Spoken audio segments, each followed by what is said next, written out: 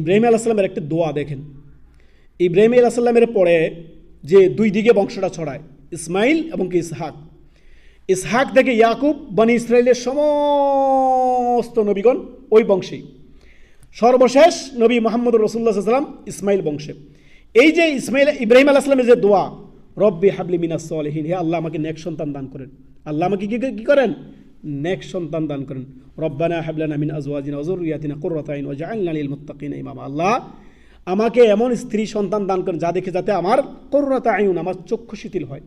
কত সুন্দর কথা! তিনি এক দোয়া আল্লাহ তাআলা এমনভাবে কবুল করেছেন, কিয়ামত পর্যন্ত তিনি এক দোয়াতে বংশ পুরা পরিবার আপনার নবী এবং রাসূল দিয়ে আল্লাহ তাআলা ভরপুর করে দিয়েছেন। সুবহানাল্লাহ।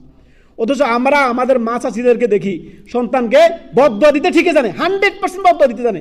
তুই জীবনে মানুষ হবি না, তুই অমানুষ থেকে গেলি সারা জীবন, তোর এই জীবনে কোনো উন্নতি হবে না, তোর এই হবে না, তোর সেই হবে না, বদদোয়ার শেষ নেই সন্তানকে। অথচ রাসূলুল্লাহ সাল্লাল্লাহু আলাইহি ওয়াসাল্লাম নিষেধ করেছেন সন্তানকে বদদোয়া দিতে। কেন? বাবা মা যদি বদদোয়া দেয়, যদি আল্লাহ কবুল করে নেয়, তখন মায়ে ওই বাবাই কি করবে?